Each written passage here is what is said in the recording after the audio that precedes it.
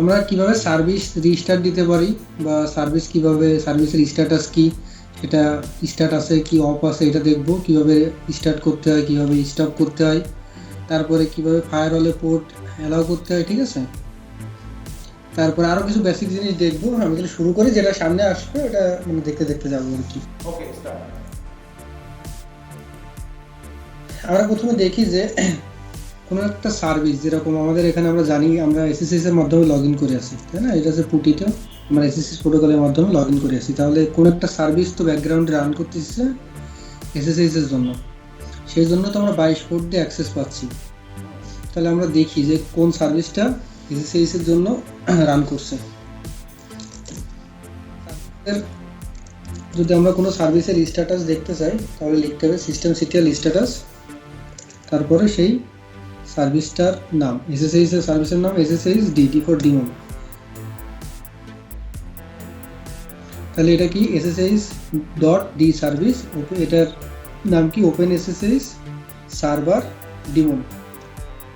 এটা কি অবস্থায় আছে? অ্যাক্টিভ।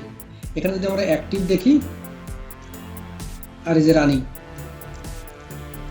আমরা একটা কাজ করি, আমরা একটা যে কোনো একটা সার্ভিসকে আমরা স্টপ করে দেখি যে স্টপ করলে কি আসে। আমরা স্টপ করলাম, এসএসএস কে স্টপ করলে আমরা ডিসকানেক্ট হয়ে যাবো, এই জন্য আমি ফায়ারওয়ালকে স্টপ করি। তাহলে ফায়ারওয়ালটি এখন কি অবস্থায় আছে আমরা কিভাবে দেখব? স্ট্যাটাস দিয়ে। তাহলে আমরা ডিফারেন্সটা কিন্তু এখানে দেখতে পাচ্ছি। যখন এসএসএস দিলাম তখন সেটা কি ছিল? অ্যাক্টিভ এবং রানিং।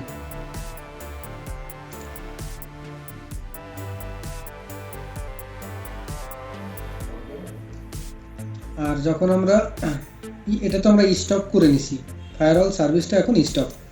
যখন আমরা স্ট্যাটাস দিছি তখন কি আছে? ইনঅ্যাক্টিভ, মানে এটা অ্যাক্টিভ নেই এবং ডেড অবস্থায় আছে। তাহলে আমরা কি শিখলাম এখানে? যে কিভাবে একটা সার্ভিস স্ট্যাটাস দেখতে হয়, কিভাবে একটা সার্ভিস স্টপ করতে হয়। ফায়ারওয়াল সার্ভিসটা যদি আমরা এখন স্টার্ট করতে যাই তাহলে আমরা স্টপের এই জায়গা লিখে দিব start. Systemctl start firewalld. এবার এটা স্ট্যাটাস কিভাবে দেখবো? Systemctl status firewalld. এখন কিন্তু এটা অ্যাক্টিভ এবং রানিং অবস্থায় আছে, এবং আবার দেখা যাচ্ছে যে কত সময় আগে এটা অ্যাক্টিভ হয়েছে। তো তাহলে যে কোনো সার্ভিস আমরা উইন্ডোজে যেরকম সার্ভিসেস ডট এমএসসি তে যাই, এখানে আমরা সার্ভিস স্টপ করতে পারি না, এখানেও সেরকম। এরপরে আমরা সব সার্ভিস একই রকম, সব সার্ভিস স্টার্ট করতে গেলে এভাবে করতে হবে। এখন কোনো স্পেসিফিক কোনো অ্যাপ্লিকেশন বা স্পেসিফিক কোনো অ্যাপ্লিকেশনের ক্ষেত্রে, সেটা যে কোনো ধরনের অ্যাপ্লিকেশন হতে পারে, তার জন্য স্টার্টের প্রসিডিউরটা আলাদা হতে পারে। যেটা অপারেটিং সিস্টেমের ভিতরে যে জিনিসগুলো কনফিগার করা যায়, মানে অপারেটিং সিস্টেমের নিজস্ব যে সকল সার্ভিস, সেগুলো আমরা এইভাবে স্টার্ট করব, ঠিক আছে। এরপরে যে অ্যাপ্লিকেশনের জন্য যে ধরনের অ্যাপ্লিকেশন, তার জন্য স্টার্টের প্রসিডিউরটা আলাদা হতে পারে।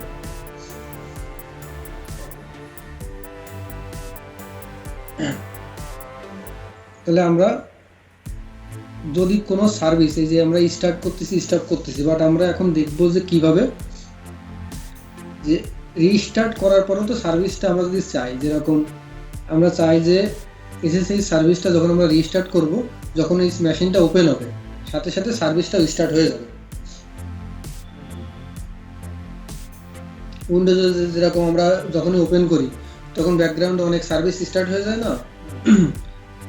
এখানে যেরকম আমাদের সাপোজ ব্লুটুথ, ফায়ারওয়াল, এরকম আরও ওই যে স্কাইপি, এগুলো কি অটোমেটিক স্টার্ট হয়েছে। এরকম আমরা যদি চাই যে কোনো এসএসএস বা ফায়ারওয়াল বা ওয়েব সার্ভার, যে কোনো সার্ভিসই আমরা যখনই ওপেন হবে তখনই স্টার্ট হয়ে যাবে অটোমেটিক। সেটা করার জন্য আমরা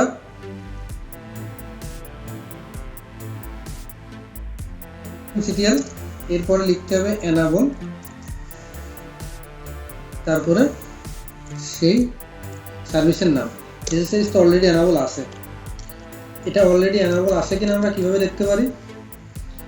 ইজ হাইফেন এনাবল ডি হবে, ঠিক আছে? তাহলে এটা এনাবলড অবস্থায় আছে।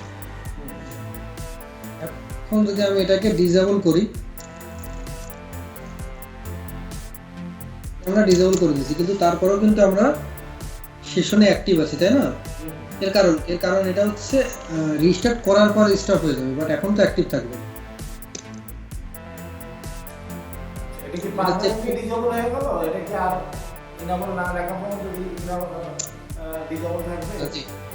হ্যাঁ, ডিসেবল থাকবে। যখন আমরা রিস্টার্ট দিব তখন আর এসএসএস সার্ভিসটা অটোমেটিক্যালি স্টার্ট হবে না। তাহলে এনাবলের কাজটা হচ্ছে যখনই মেশিনটা স্টার্ট হবে, স্টার্ট হওয়ার সময় সার্ভিসটাকেও স্টার্ট করে দিবে।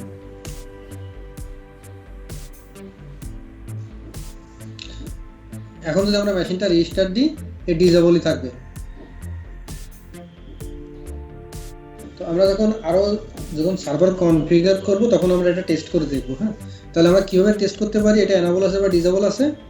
আমরা ইজ হাইফেন এনাবল দিয়ে চেক করতে পারি যে এটা এখন ডিসেবল অবস্থায় আছে। তাহলে এটাকে আমাদের অবশ্যই এনাবল করে রাখতে হবে,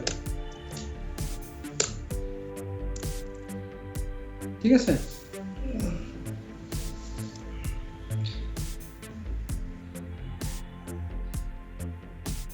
তো এই যে আমরা যখন এনাবল করলাম তখন কি হয়েছে? মাল্টি ইউজার ডট টার্গেট, আমরা তো জানি মাল্টি ইউজার ডট টার্গেট কি জিনিস। একটু জিজ্ঞেস করুন তো ভাইয়া, multi user dot target run level কততে চলে? কেউ বলতে পারে কিনা ভাই? রান লেভেল, আমরা রান লেভেল শিখছি না?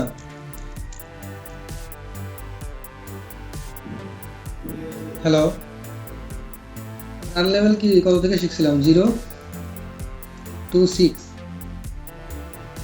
দিলে কি হয়? ইউনিট 0 যদি আমরা দিই তাহলে শাটডাউন হয়ে যায়, ইউনিট 6 দিলে রিস্টার্ট হয়। Multi user dot target run level 3 এভাবে দিতে হয়। সিস্টেম সিটিএল আইসোলেট, আমরা মাল্টি ইউজার ডট টার্গেট দিতে পারি।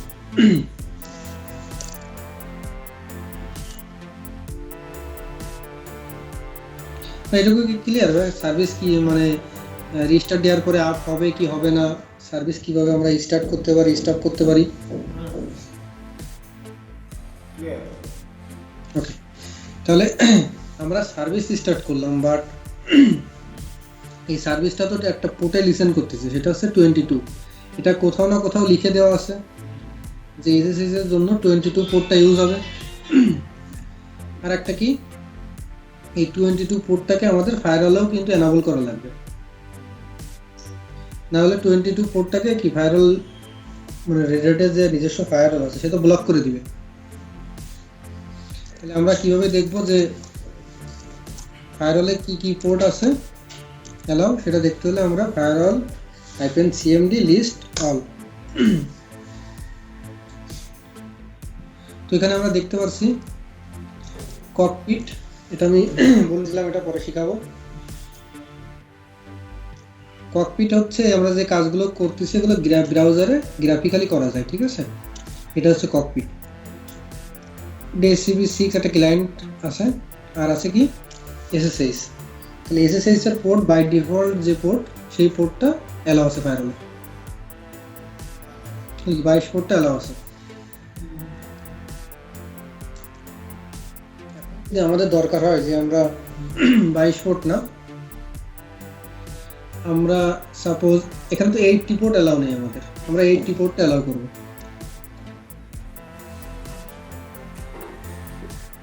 ওয়েব সার্ভার আমাদের রান করে 80 পোর্টে বা 443 পোর্টে HTTPS হলে। তাহলে এই ধরনের যখন আমরা কাজ করব তখন কি আমাদের সেই পোর্টগুলো অ্যালাউ করা লাগবে। এই জন্য কিভাবে ফায়ারওয়ালে পোর্ট অ্যালাউ করে আমি এটা দেখাচ্ছি।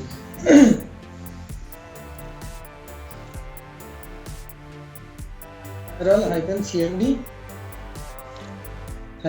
-add port, এরপর আমরা লিখব 80 TCP প্রোটোকল।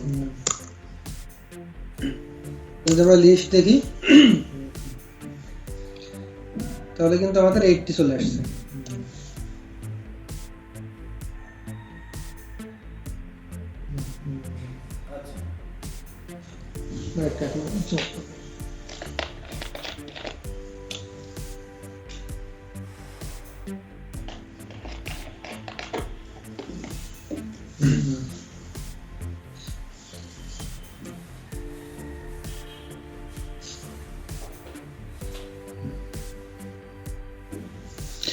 এবার আমরা যে চেঞ্জটা করলাম এটা হচ্ছে রান টাইম, মানে যেরকম আমরা সিসকোতে কি রাইট মেমোরি দিলে সেটা কি কনফিগারেশনটা সেভ হয়ে থাকে, ফায়ারওয়ালের এটাও ঠিক সেরকম, এটা হচ্ছে পার্মানেন্টলি সেভ হয়নি, আমরা যদি রিস্টার্ট দিই তাহলে ওটা মুছে যাবে।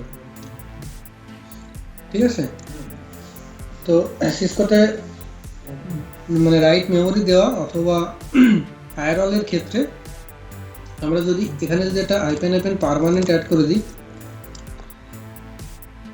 ফায়ারওয়াল সিএমডি আইপেন পার্মানেন্ট, তাহলে এটা পার্মানেন্টলি অ্যাড হবে।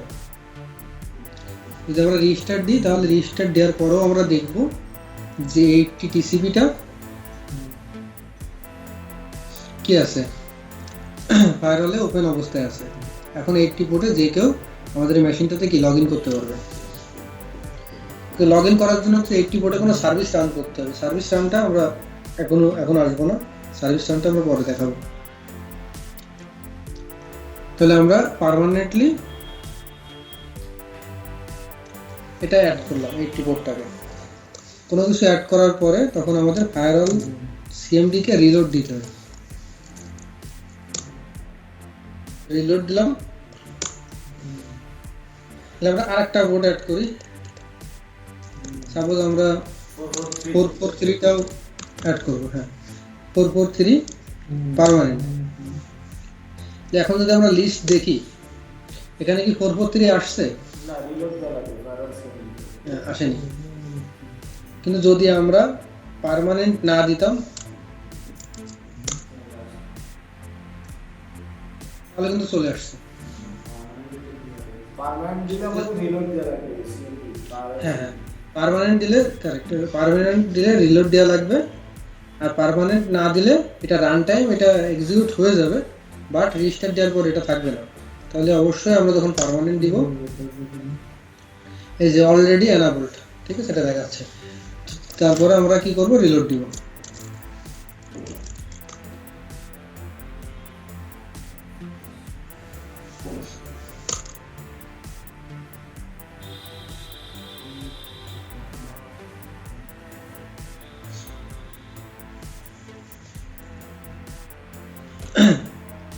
তাহলে ফায়ারওয়ালের এই কাজটুকু কি বা ক্লিয়ার? আচ্ছা, আমরা আরেকটা কাজ করতে পারি কি, আমরা পোর্ট জানি না, সাপোজ আমরা জানি না যে এইচটিটিপিএস এর পোর্ট কত, বা আমরা চাচ্ছি যে আমরা পোর্ট দিয়ে অ্যাক্টিভ করব না, আমরা সার্ভিসের নাম জানি, আমরা সেই সার্ভিসের নাম দিয়ে করব। ঠিক আছে, তাহলে অ্যাড সার্ভিস এইচটিটিপিএস, তাহলে আমরা সার্ভিস দিয়েও আমরা ফায়ারওয়ালে সেই পোর্টটা বা সেই সার্ভিসটাকে অ্যালাউ করতে পারবো। তাহলে আমরা দেখি, রিলোড দিলাম, তারপর আমরা কি দেখবো, লিস্ট। তাহলে এখানে আমাদের এইচটিটিপি সার্ভিসটা অ্যাড হয়ে গেছে।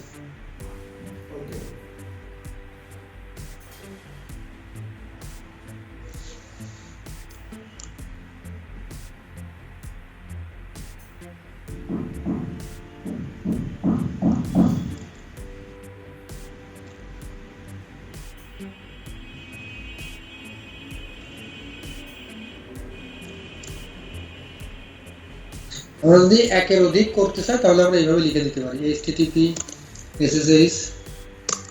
ঠিক আছে,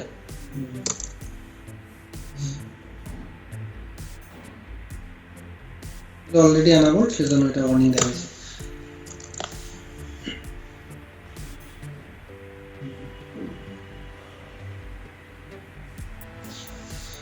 তাহলে আমরা এখন দেখি যে আমরা একটা পোর্ট এসএসএইচ এর পোর্ট 22 আছে, আমরা 22টাকে একটু চেঞ্জ করে অন্য কিছু দিয়ে দেখি তারপরে অ্যালাউ করে দেখি যে এই পোর্টটা রিচ করে কিনা, ঠিক আছে। সেই জন্য আমরা কি করতে হবে, SSH এর কনফিগার ফাইলটা থাকে এখানে /etc/sshd_config, এখানে যাই, যে আমরা এখানে দেখতে পাচ্ছি নীল হয়ে আছে, পোর্ট কত আছে 22। আমি এখানে একটা কাজ করি, আমি এখানে লিখে দিই পোর্ট ডাবল 22 লিখলাম আর কি, 4টা 2। এই পোর্টটা তো আমাদের ওয়েল নোন পোর্ট না, আমরা এই পোর্টটা ইউজ করতে পারি।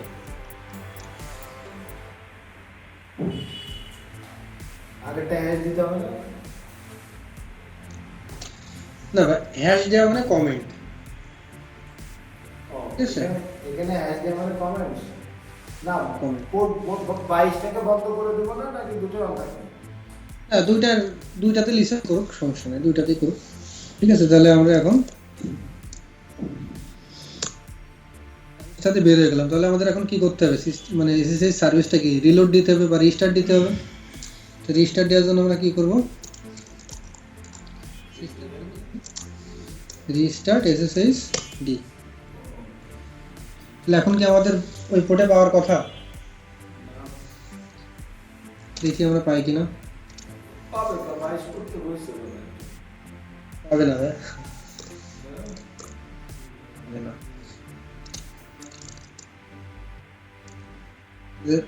আমাদের আইপি আছে 10.128।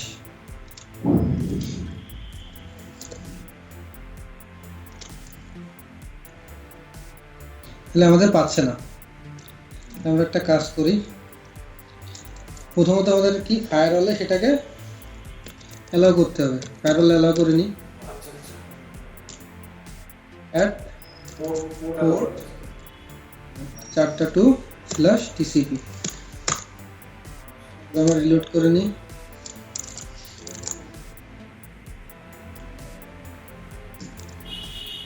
এবার কি পাওয়ার কথা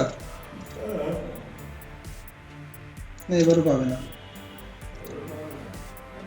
এবার পাইছে, আমি একটু দেখে নিই। আমাদের হচ্ছে এসি লিনাক্স ডিসেবল অবস্থায় আছে, আমি এসি লিনাক্সটা অ্যাক্টিভ করি।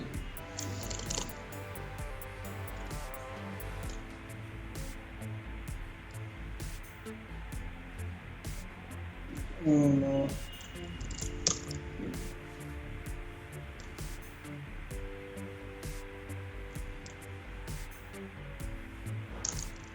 ডিরেক্টলি ডিসেবল অবস্থায় আছে। আচ্ছা ঠিক আছে, তো যদি এসি লিনাক্স ডিসেবল অবস্থায় আছে এই জন্য ও, কারণ 22 যে পোর্ট আমরা দিছি,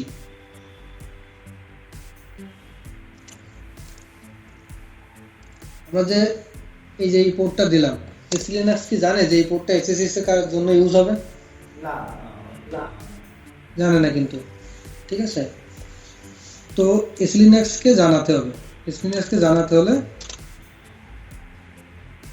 আমাদের যদি এসি লিনাক্স ডিসেবল থাকে তাহলে তো জানানোর কিছু নাই, সেজন্য ও কিন্তু ঢুকতে দিছে। যদি এনাবল থাকতো ও কিন্তু ঢুকতে দিবে না আমাদের, ঠিক আছে, ও ডিসেবল করে দিবে। এখানে আমরা যখন এডিট করছি যে 222 এখানে দেখেন লেখা আছে, if you want to change the port AC Linux system you have to inform the AC Linux যে we are going to change the SSH default port, তাই না? তো আমাদের কি AC Linux এই যে AC manage port এইভাবে আমাদের বলে দিতে হবে যে আমরা এই পোর্টটা আমরা 22 এর পরিবর্তে অথবা 22ও কাজ করবে, 4.2 এটাও কাজ করবে, এজন্য আমাদের AC Linux কে ইনফর্ম করতে হবে। কি আমি বলছিলাম না যে আমরা যে একটা পার্টিশনে আমরা যে কাজটা করব, সেই পার্টিশনে ধরেন এই পার্টিশনটা এফটিপি সার্ভারের জন্য ইউজ হবে বা এই পার্টিশনটা ওয়েব সার্ভারের জন্য ইউজ হবে, সেজন্য আমাদের বলে দিতে হয় যে এই পার্টিশনটা আমাদের এই সার্ভিসের জন্য ইউজ হবে। তাহলে 22 নম্বর পোর্টটা আমরা সবাই জানি যে 22 নম্বর পোর্টটা এসএসএস এর জন্য ইউজ হয়, এই জন্য সিস্টেম যখন বিল্ড করছে তখন বলে দিছে 22 নম্বর পোর্টটা এসএসএস এর জন্য ইউজ হবে। তো আমরা 22-এর পরিবর্তে যদি আমরা অন্য কোনো পোর্ট ইউজ করতে যাই তাহলে আমাদের এসি লিনাক্সকে ইনফর্ম করতে হবে। এসি লিনাক্সকে আমরা তাহলে ইনফর্ম করি।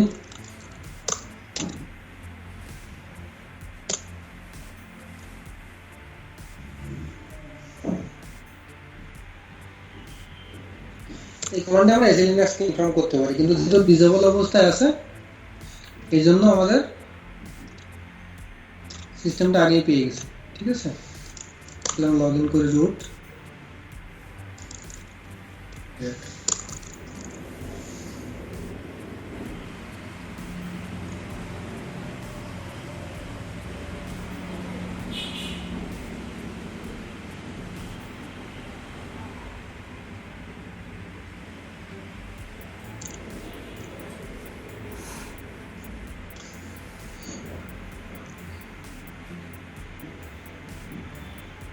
স্ক্রিনটা একটু উপরে উঠে দাও তাহলে দেখতে পাচ্ছি। না না, এটা আমি পরে দেখাবো। আমি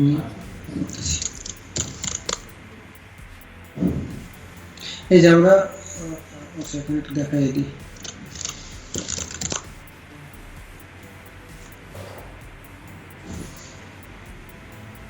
নেটের স্টেপটা আমি আরো জিনিসটা ক্লিয়ার করা লাগবে, এটা আমি দেখাচ্ছি না, একটু দেখাইনি। এই যে এখানে কি কি পোর্টাল লিসেন করতেছে, 22 আমরা এটা অ্যাড করছি 22। এই যে 22টা অলরেডি ছিল এবং এই যে আমরা এটা অ্যাড করছি। ঠিক আছে, এটা যেহেতু লোকালি যেহেতু 0.0.0 তে আছে, মানে সবার জন্য ওপেন। হ্যাঁ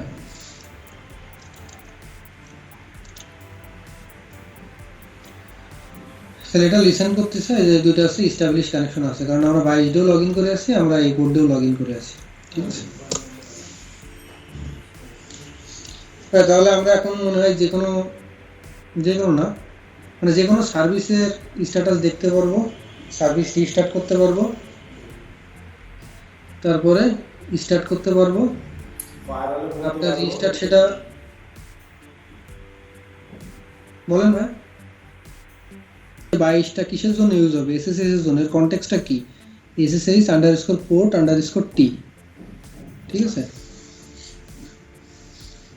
তো যেটা যা কনফিগার করতে হবে সেই অনুযায়ী আমাদের এসি লিনাক্সকে ইনফর্ম করতে হবে। কিন্তু অনেকেই কি করে, অনেকে হচ্ছে এসি লিনাক্সকে ডিসেবল করে রাখে। ঠিক আছে, তাহলে এসি লিনাক্সকে ডিসেবল করে রাখলে কি একটা সিকিউরিটি এখানে একটা ব্রেক হচ্ছে না। আমরা যে কোনো পোর্টকে আমরা অ্যাক্সেস দিতে পারতেছি, বাট এটা কি পারপাজে ইউজ হবে সেটা কিন্তু এসি লিনাক্সকে যদি না বলি তাহলে এসি লিনাক্স আর এটাকে ডিনাই করবে না, তাই না? কারণ ও ডিসেবল অবস্থায় আছে। তাহলে এটা হচ্ছে security enhance Linux, AC Linux, মানে সিকিউরিটিকে আরও এনহ্যান্স করে, বর্ধিত করে, মানে আরও সিকিউরিটি পারপাসের জন্য এসি লিনাক্স ইউজ করে। কিন্তু যত অ্যাপ্লিকেশন আছে সব অ্যাপ্লিকেশনে যে এসি লিনাক্স সাপোর্ট করে এরকম না। অনেক অ্যাপ্লিকেশনের রিকোয়ারমেন্ট এগুলো থাকতে পারে যে এসি লিনাক্স ডিসেবল থাকতে হবে, তখন তার কিছু করার নেই। এখন মানে আলটিমেটলি গোল কি? আলটিমেটলি গোল হচ্ছে সিস্টেম অ্যাডমিনিস্ট্রেটরের কাজ কি? সিস্টেম অ্যাডমিনিস্ট্রেটরের কাজ হচ্ছে অ্যাপ্লিকেশন রান রাখা। অ্যাপ্লিকেশন রান রাখার জন্য অ্যাপ্লিকেশনের জন্য প্যাকেজ ইনস্টল করা লাগলে প্যাকেজ ইনস্টল করা, কোনো সার্ভিস রান থাকা লাগলে সে সার্ভিস স্টার্ট হবে না স্টপ হবে, বা পোর্ট চেঞ্জ করা, এই ধরনের কাজই তো মানে যে পার্টিশন আমরা যে কাজগুলো করতেছি সব তো সিস্টেম অ্যাডমিনিস্ট্রেটরের কাজ। ঠিক আছে, তো ওগুলো ডিপেন্ড করবে যে আমাদের পারপাসটা কি, পারপাসের উপর ডিপেন্ড করে আমরা এসি লিনাক্সকে অ্যাক্টিভ, ডিসেবল বা অ্যাক্টিভ রাখবো, ফায়ারওয়ালকেও অ্যাক্টিভ বা ডিসেবল রাখবো। অনেক সময় হয় কি যে র্যান্ডম কিছু পোর্ট ইউজ করবে কোনো সার্ভিস, তাহলে কি ওই পোর্টগুলোকে আমাদের অ্যাক্টিভ থাকতে হবে। অ্যাক্টিভ থাকার জন্য অনেকে বলে যে ফায়ারওয়াল ডিসেবল করে দাও, কিন্তু প্রোডাকশন এনভায়রনমেন্টে সবসময় তো মনে রাখতে হবে যে আমরা কখনোই ফায়ারওয়াল ডিসেবল রাখবো না, এসি লিনাক্স কখনোই ডিসেবল রাখবো না। যে অ্যাপ্লিকেশন ইনস্টল করবে বা যে অ্যাপ্লিকেশন তার ডিপেন্ডেন্সি কি পোর্টের সাথে আছে আমরা সেই পোর্টগুলো অ্যালাউ করে দিব।